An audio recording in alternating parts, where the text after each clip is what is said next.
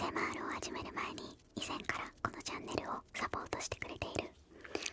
ノード VPN さんを紹介したいと思います。今ノード VPN.com/blueKT に行っていただき2年間のプランをゲットしていただいたら大幅な割引の上に4ヶ月分が無料で延長できます。ぜひ行ってみてね。 VPN って何？ VPN とは仮想専用線を作ることで大事な個人情報がハッカーなどから盗み見される危険をなくしてくれるサービスです。そんなサービスを提供しているノード VPN さんからブルーキティのみんなにサイバーセキュリティについて教えてって電書箱が届いたから、けいちゃん先生に返信します。みんなの反響のおかげでサイバーセキュリティレッスンシリーズがなんとシリーズ化しました。イエーイ。ドドン。題してサイバーセキュリティ用語を学ぼう、インターネットを利用する際に気をつけたいこと。3件目です。イエーイ。サイバーセキュリティレッスンナンバー3、クッキーです。クッキーってみんな知ってますか？インターネットを使っている時によくクッキーを有効にしてくださいって通知が来ますよね。実はこのクッキーすごく大事な役目を果たしているんです。例えば通販サイトで買い物をして商品をカゴに入れた後ログアウトします。またログインした時に商品が買い物のカゴに残っていることがありますよね。これってまさにクッキーズのおかげなんです。クッキーはあなたの個人情報、何を買ったかなどを情報のファイルとして保存してくれます。そのおかげでいろんなことが楽になるんですけど、このとってもお役に立つクッキー実は危険なんです。一緒に気をつけて使いましょう。なぜならクッキーにはセッション ID や個人情報が載っている可能性が高く、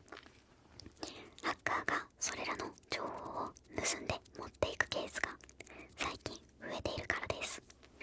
このサイバー攻撃をセッションハイジャックというんだけど、 VPN はあなたのオンラインの活動を暗号化してくれるためハッカーから盗み見されるという危険がすごく減ります。ハッカーにとって暗号化されたデータはとても読み取るのが難しいからです。あれ VPN、 それって最近マルウェア対策機能もついたあのノード VPN のことじゃない？あなたのネットライフを最高に安全で豊かにしてくれるサイバーセキュリティサービスのことじゃない？ってことでテレワークが増えた今、一家に1台は欲しいってくらい便利なノード VPN。 一つのアカウントで6台までのデバイスに同時でログインできるから家族でシェアアピできるよ。さらにブルーキティのみんな、今ノード VPN.com/blueKT で2年分のプランをゲットしていただくと大幅な割引のほか4ヶ月分が無料で延長されます。プラスノード VPN は今ノードパスやノードロッカーっていう新しい商品も同じく大幅な割引で提供しているからすっごくお得なんです。30日間の返金保証もあるのでリスクはゼロ。ぜひ今ノード VPN をゲットして安心安全なネットライフをエンジョイする上に私のチャンネルをサポートしてね。いつもありがとう。おかえりなさい。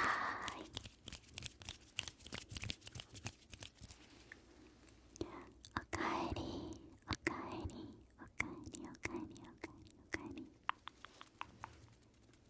Welcome back。 ASMR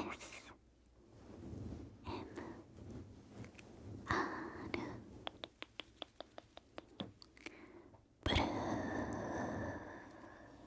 ケイティで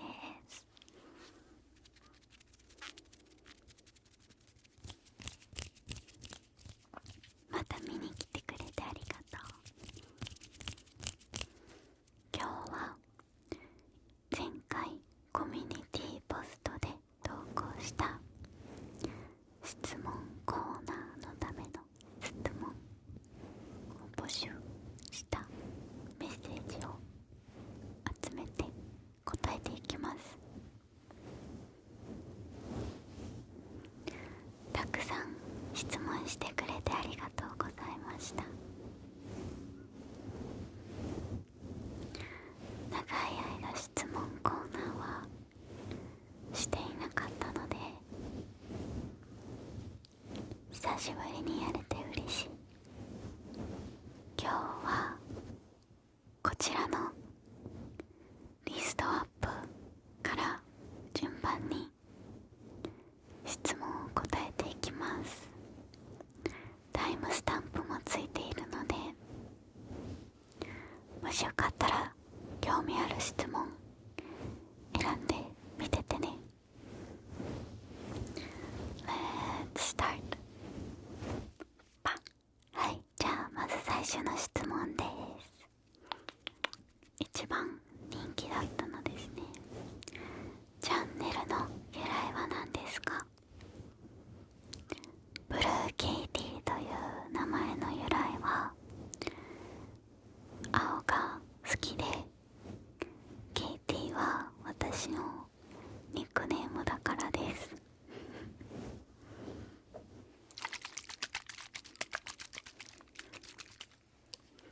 チャンネルを作った時になんて名前にするか迷ったんですけど、なんかチャンネルの名前作ってくれる AI みたいなランダムジェネレーターに好きな色とか名前とかぶち込んで適当に選んでもらいました。結構今となれば長い名前にしなきゃよかったなって思ってます。もうちょっと短いやつの方がいいよね。次、なんで ASMR をやり始めたのですか？これはね、もともとすごく ASMR が大好きで、子守歌の動画を投稿していたんですけど、当時の視聴者さんに本格的な ASMR もやってみたらって言っていただけて、15歳だったんですけど、ラーメン屋さんでバイトしてお金稼いでブルーイエティマイクを2万円とかで買いました。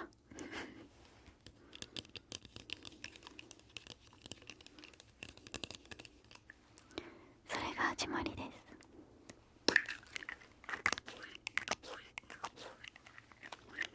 す。次、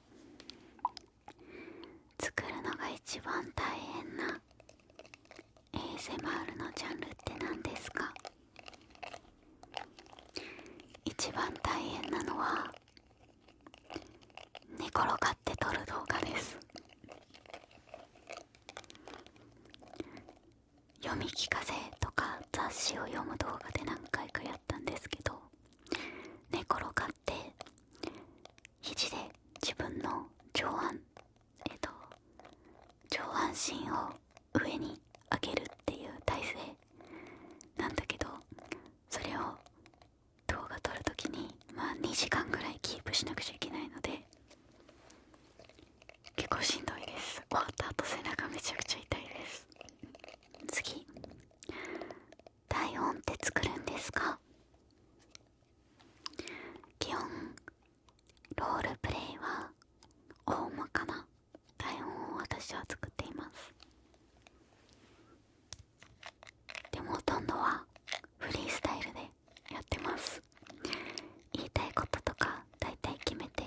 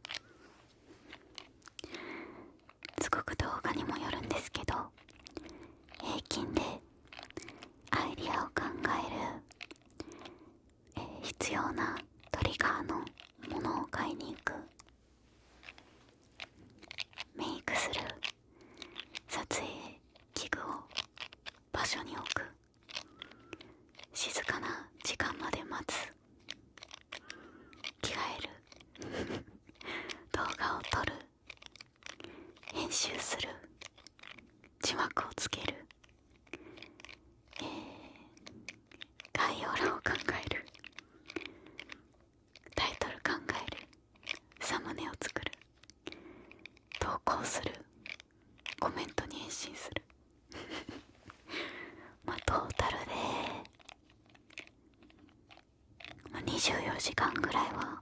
普通にかかりますね、最低でも。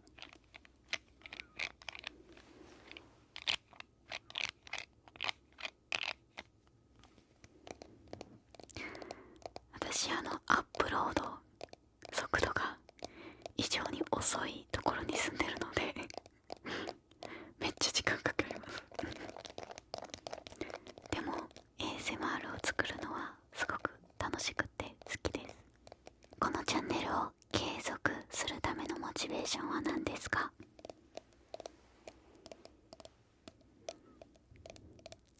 常に自分のクリエイティブな考えを実行できることがモチベーションです。こうしたいなとか、これしたら視聴者さんに喜んでもらえるなとか、思ったこと考えたことをすぐ実行できる、自分一人で経営っていうか管理しているチャンネルなので、やりたいこと全部できるところが楽しくて好きです。私は誰かに何かをしてって上から言われるのが苦手な水亀座なので自分で全部やりたくなっちゃうから、すごく正確に合ってると思います。次、 YouTube どのくらい続けていくか計画とかはありますか？私は YouTube を楽しいって思える、そして視聴者さんが見たいって思ってくださるまで、その期限が来るまで続けたいと思っています。就職してもある程度趣味範囲で続けると思います。でも今みたいに投稿できる速度っていうか頻度は減っちゃうかもしれないけど、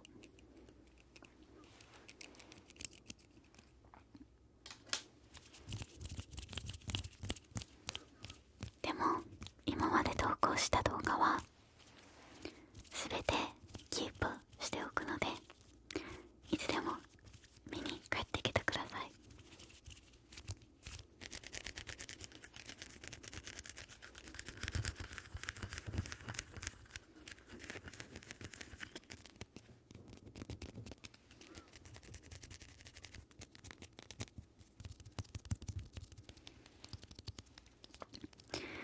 YouTube、小さい頃の夢と今の夢気になります。だって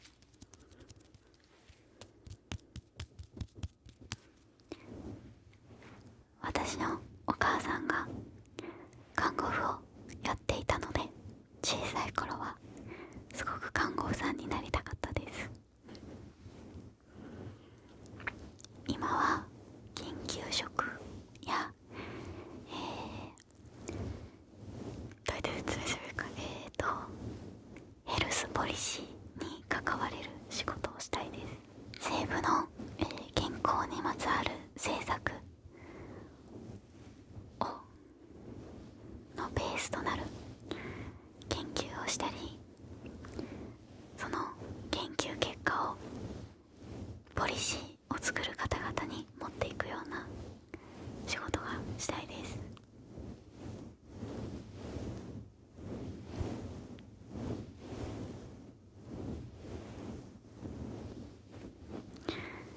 けいちゃんの大学の専攻は何でしたか？その専攻で一番面白かったことは何ですかっていう質問がありました。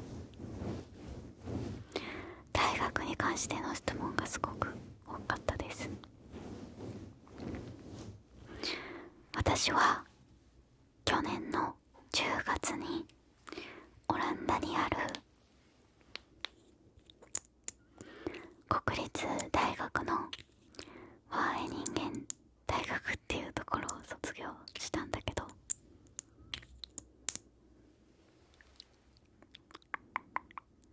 私はそこで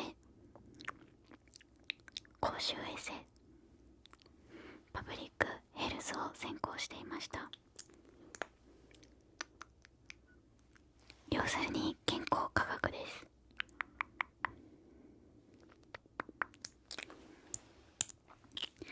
一番面白いなって思ったのが、大学で習って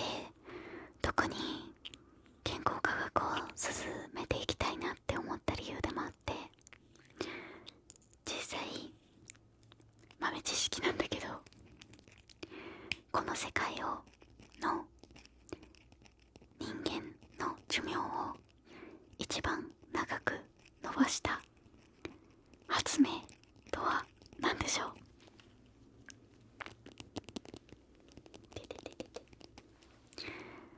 A は、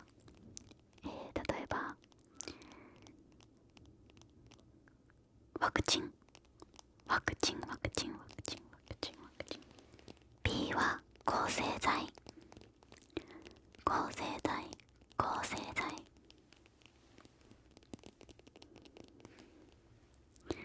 C はしっかりとした下水溝管理、きれいな水。 D は近くにある病院の数、医療の発達ですね。どれでしょう。正解は C のしっかりとした下水溝管理です。きれいな水を飲める、そして汚染された水に接触する機会を減らすということで、コレラやたくさんの、伝染する病気から今の先進国の人間は守られ、その変化が今世界一人間の寿命を減らしました。薬でも治療でもなくきれいな水です。面白いよね。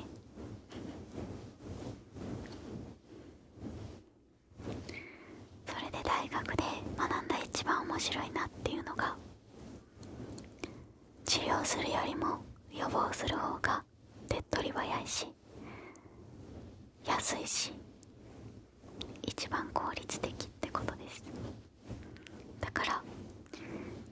私が思うには、予防に一番お金をかけることが大事だと思います。精神的な問題であったり、肉体的な問題であったり、例えば野菜を買いやすくするとか、木をたくさん街に植えるとか、ジムに行きやすくするとか、子供たちが何か虐待などにあった時に誰かに相談できるような場所を街中にたくさん置くとか、そのような予防、何かの病気が始まってしまう前に予防するっていうことが誰も苦しまないし、一番平和な答えだなと思って。もちろん治療は大事だけど、その治療も苦しいし大変だしお金がかかるから、可能な限り予防に手厚く動くのが大事なんだなって学びました。次、英語教材を作るって言っていたけど、教材のターゲットは子供それとも大人。この度私は、出版社さんから声をかけていただいて、英語教材の本を執筆することになりました。今絶賛に書いているんですけど、執筆中なんだけど、ターゲットは主に高校生とか、ちょっとある程度っていうのかな、中学生レベルの英語の授業は受けたけど結構忘れてるとか、ちょっと英語を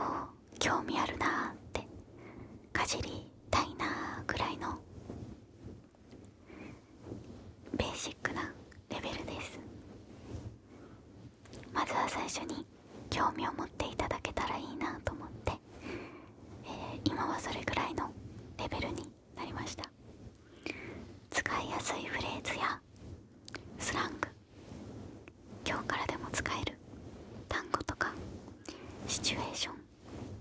ごとに変えた単語とか、そういうのを集めました。そして、音声もついています。 ASMR 音声がついてきます。私が読みます。次、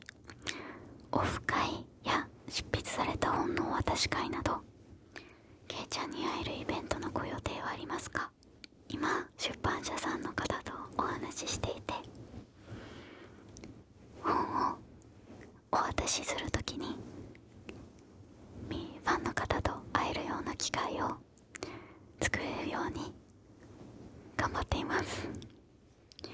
まだあまり何も決まっていないので、ちょっとお待ちください。開催するとしたら今年の夏ぐらいだと思います。次、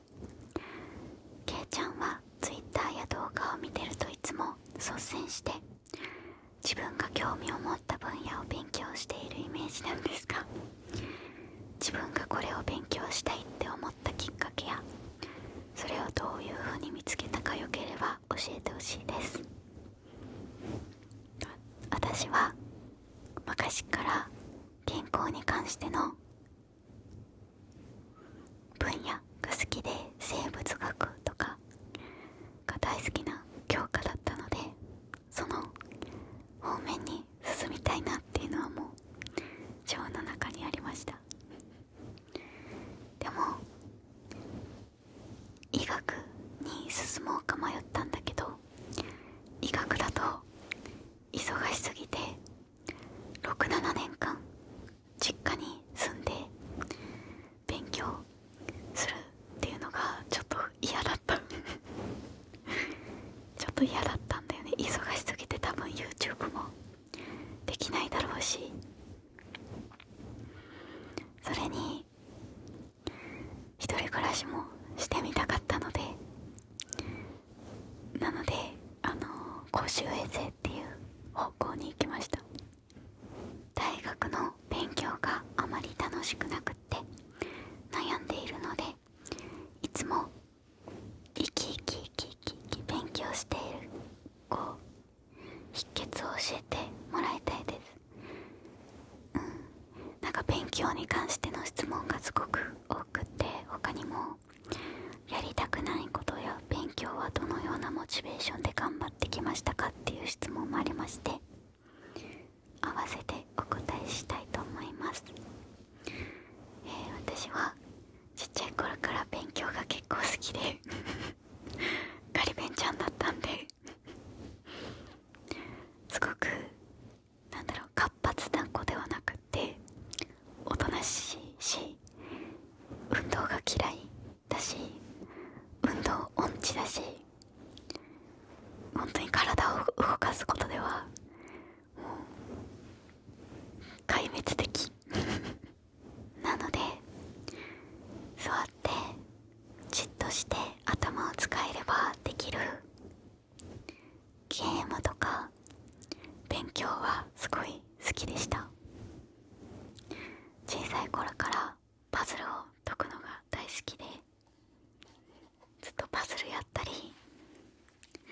お父さんのパソコンでフラッシュゲームとか、あとプレイステーションとかやったりしてました。外に出るのがすごい嫌で体を動かすのが嫌いだったんで、クラスでは運動ができて何でもできる子がいて悔しくって、足が速いと小学校の頃とかすごく優遇されるじゃないですか。それもすごい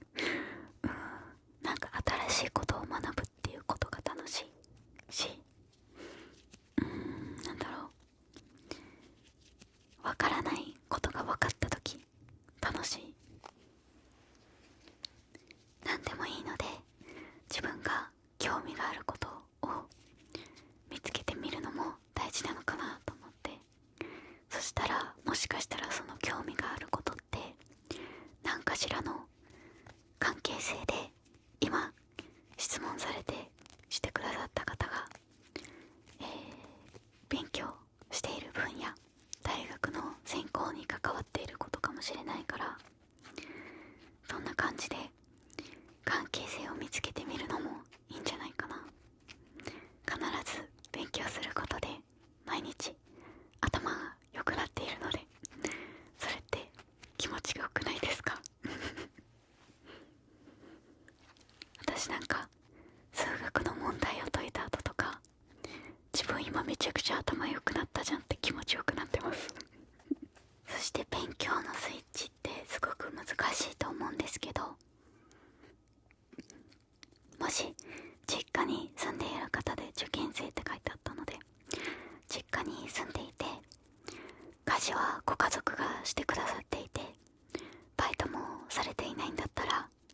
本当にすごくこの上ない環境が準備されていると思うので、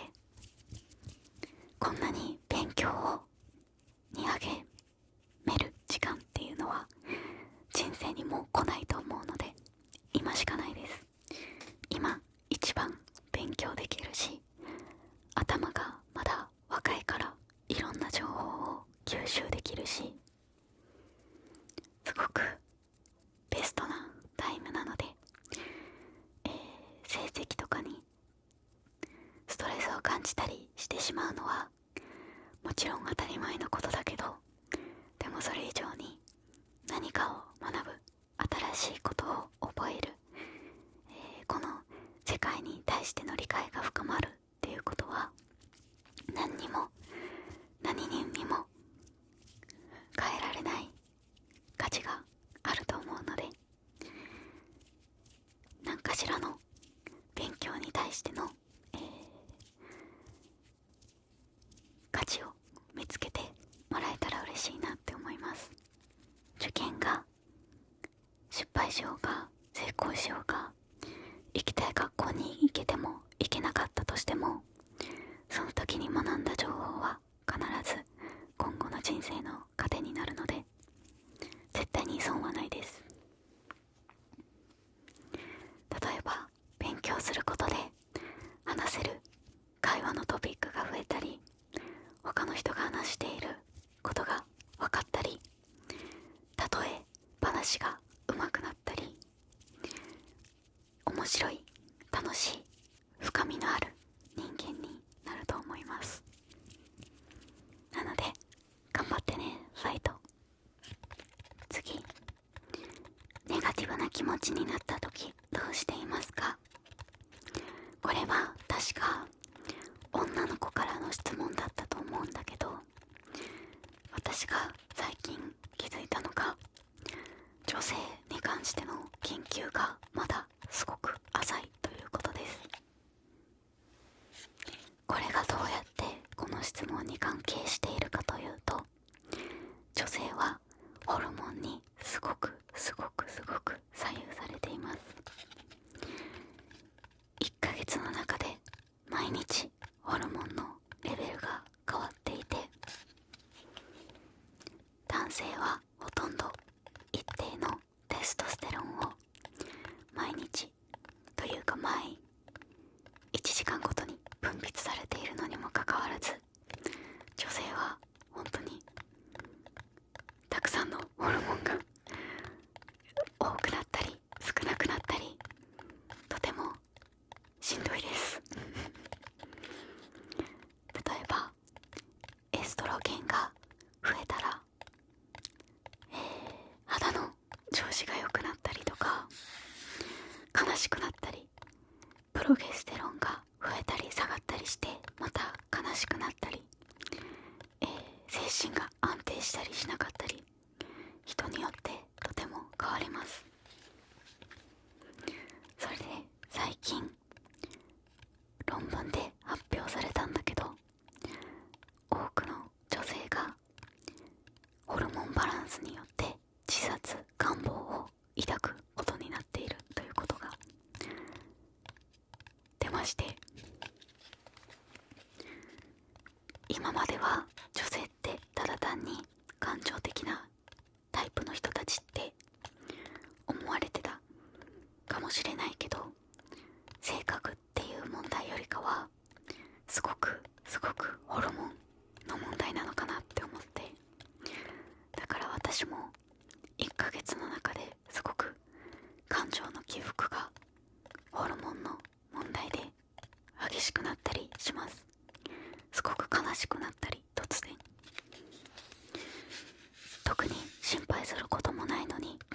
しなくちゃいけないんじゃないかとか、今まで私何してやったんだろうとか、なんか人生私もう終わってるかもみたいな考えにすごくなることが多くって、でそれをよく考えてみると、そういえばなんかこれ結構女性ホルモンの変化の症状に似てるなってなったりとかすごく多いので、全体的に言えることとすれば、ネガティブな気持ちになった時は物理的な面で今私には何が起きているんだろう、私の体内には何が起きてるんだろうって問いかけるのがすごく難しいけど、その時はね一番効率的っていうか自分のためになることなのかなって思いました。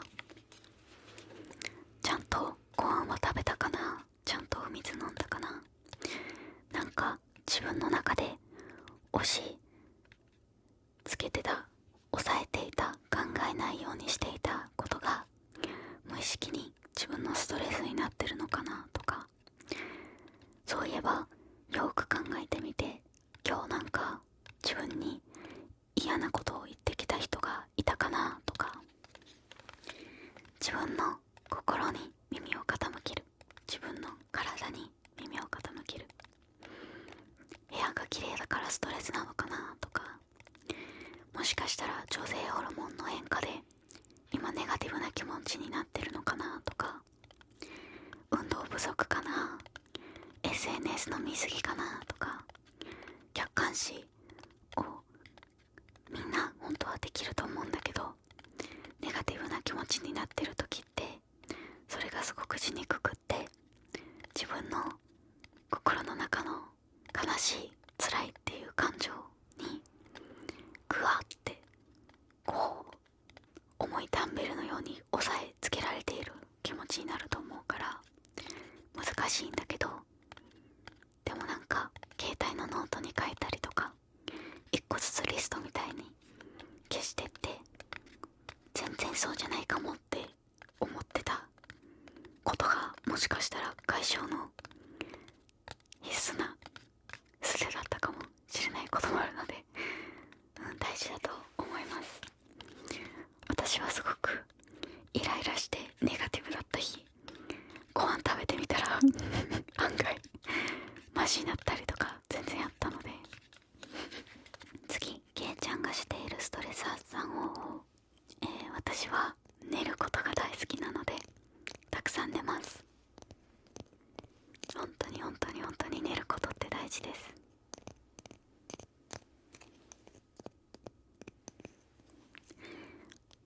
この世界に生きている動物は本来寝ていることがベースで、起きていることが逆に異常な状態なので、可能な限り寝ている方が体にも心にもいい気がします。寝ます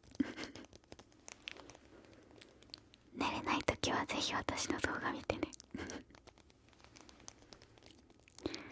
次、生きる上での自分の欠点との向き合い方、これまた重いですね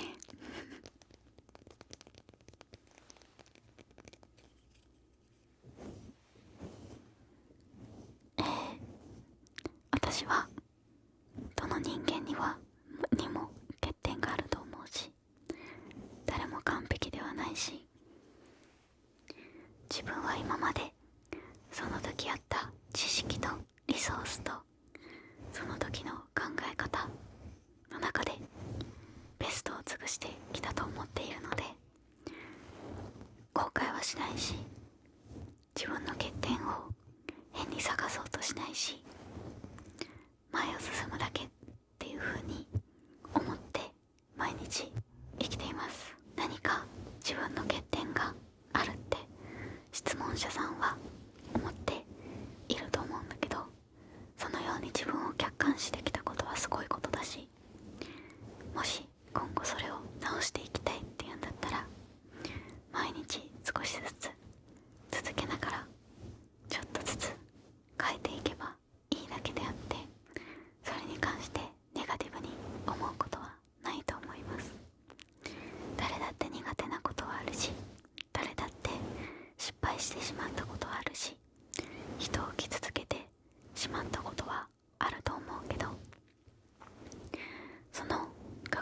して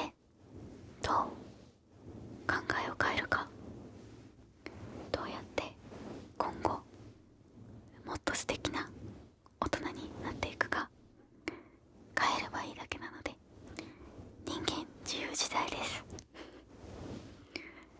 今日の自分よりも明日の自分がもっと素敵な大人になっていれば、それでもう100点満点なんじゃないかなって思います。次、パニック障害で辛いです。けいちゃんはどんな風にして克服しましたか？私はまだ全然パニック発作が出るんですけど、めちゃくちゃしんどいですよね、パニック障害。でも少しずつ10分への自己理解が私は深まってきて、どんな時になるとか、どうやって自分は気持ちを抑えられるかとか、そういうのがちょっとずつ分かってきたので、それを毎回辛いけどちょっとずつ実践して良くなってきてる気がします。一番大事なことって思うのが、パニック発作が呼吸になることは恥ずかしいことではないし、何かしらの危機感を感じてそうなっているから、とても言ってみれば人間的な動物的な反応であること。迷惑はかけていないし、なんか自分がかわいそうって思ってもらいたいからわざとそうやってしてるわけではないし、ただただ自分の感情との決着のつけ方なので、何も悪いことではないです。思ったんだけど、すごく私満月の時に発作になるんですよ。なんかね、満月症候群っていうのがあるらしくって、実際に精神が乱れる方がいるらしいです。わかんないけど、まあでもゆっくりシントジャンスワートとかバレリアンとかが入ってるリラックスしてくれる効果のあるハーブが入ったお茶を飲んだり、自分が好きなもの、好きな食べ物、好きな飲み物、好きなことをしたり、なんか来てるなって思ったらやってること全部止めて自分の心に耳を傾けます。そして自分に声を出して、大丈夫大丈夫大丈夫大丈夫って言い聞かせます。自分のことを撫でてあげるように、自分を自分で癒してあげる。頭撫でるでもいいし、肩を撫でるでもいいし、自分を癒してくれるのは自分しかいないので、自分のお母さんになったような、自分が自分のお母さんになったような気持ちで優しくしてあげる。自分の中にいる子供を癒してあげるみたいな気持ちで、穏やかな気持ちを頑張って作るとちょっとずつ良くなる気がします。辛いけど大丈夫です。一緒に頑張りましょう。次、なんでそんなに外国語が上手なんですか？ありがとうございます。それは私が、国際結婚の子供だからですお父さんが研究者で、自分の子供を一番効率よく3カ国語、オランダ語、英語、日本語を上達させるためには9歳の時に、日本からオランダに引っ越した方がいいっていう考えを持っていて、9歳の時って生まれた土地の言語を結構よくマスターしてるけれども、2カ国語目の言語をマスターできる柔軟性がある脳も持っているわけですよ。だからお父さんの実験ペットになりましたそれで無事3カ国語を話せるようになったんですけど、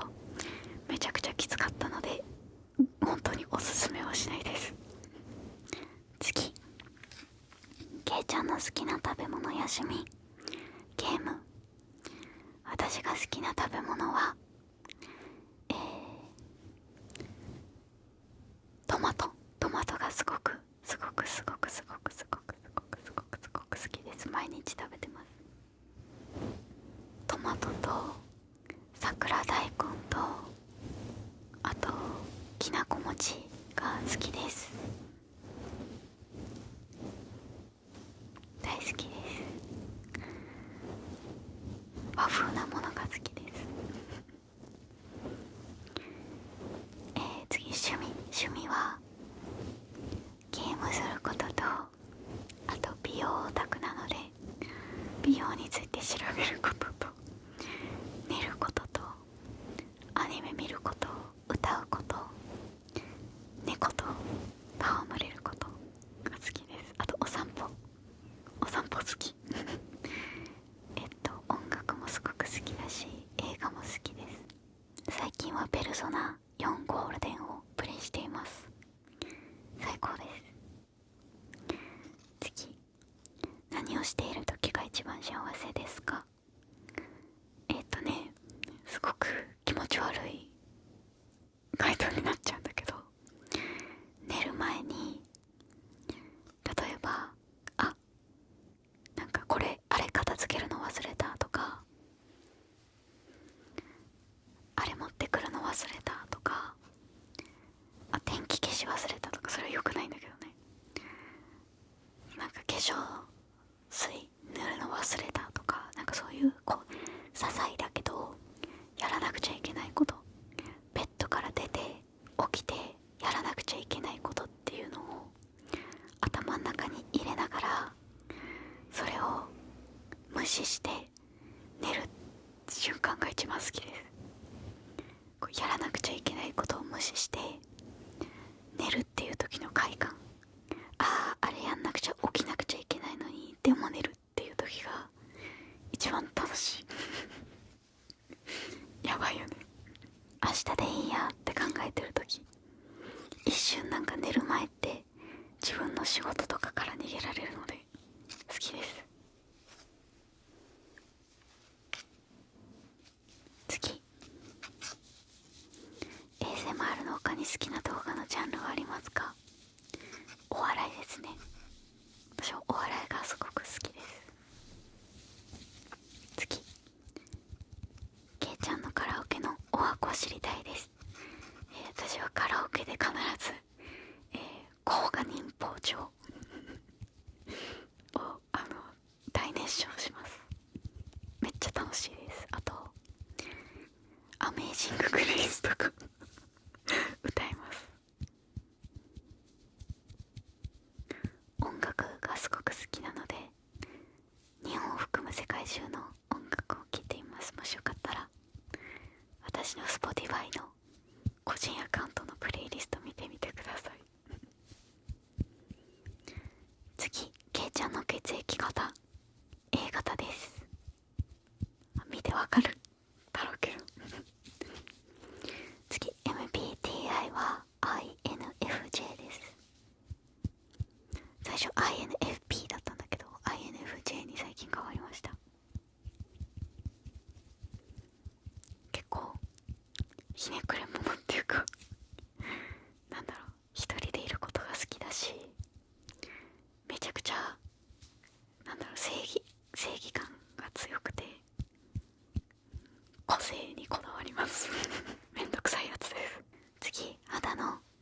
綺麗さを保つ秘訣、これに関してはね、今度動画を投稿するんだけど、めっちゃ徹底しています。今パパッと言えるのはパナソニックのフェイススチーマー、絶対使った方がいいです。ちょっと高いけどどんな化粧水とかよりもフェイススチームが一番大事です。あとしっかり優しいもので洗顔する、皮膚科に行きましょう。どんな些細な肌の問題でも皮膚科に行けば何かしらの解決策はあります。薬だったりカウンセリングだったり、もしくはお肌に優しいレーザーとか、皮膚科のお医者さんがいろいろと提案してくれるので、ジでプロです皮膚科が一番。次、イエベですかブルベですか。ブルベです。おすすめのリップも教えてほしいです。おすすめのリップはこちらです。てててん、ジューディ・ドールの、プルジュレチューブクロス4番のリンゴ飴、これおすすめ。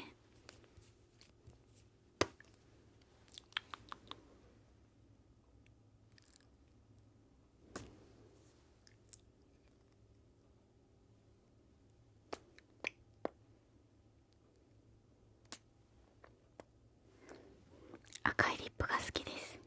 次にムーンショットの505番、ティントフィットシャインムードベリーがおすすめです。これもかわいい。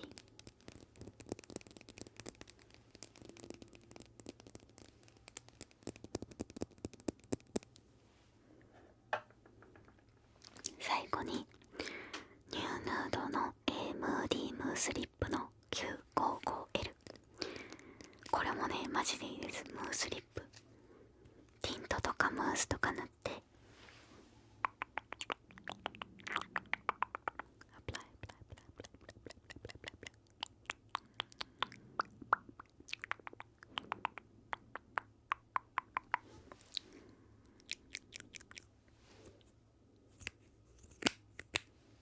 これめっちゃいいです。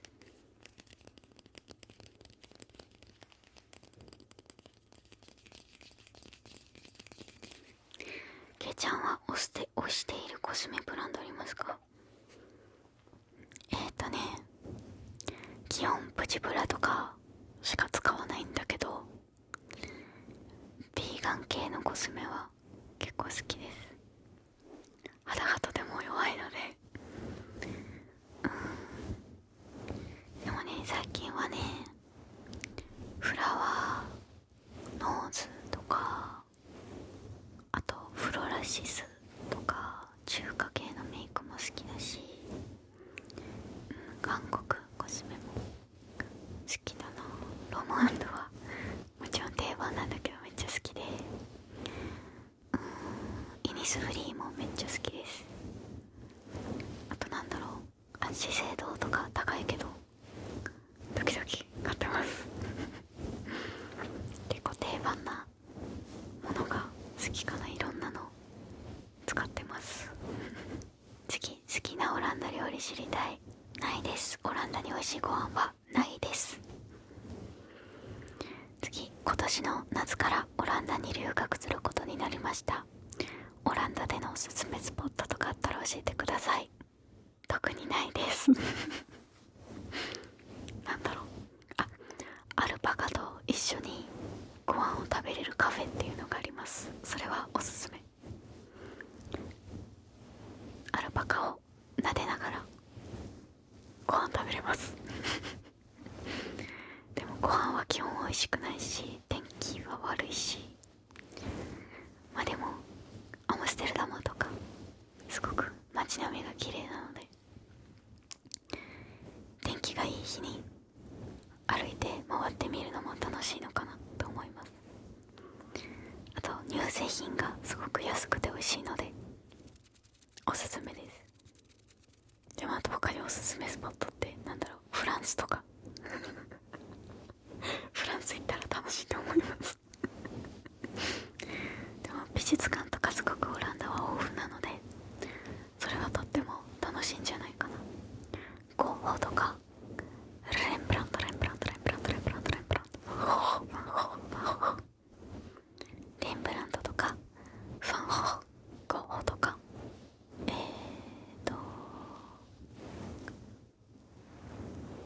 あともう一人なんだったっけ、あとフェルメールの、出身地でもあるので、すごくいろんな絵が描いてあります。それは楽しいんじゃないかな。留学楽しんでね、こんなツタボロに行っておきながら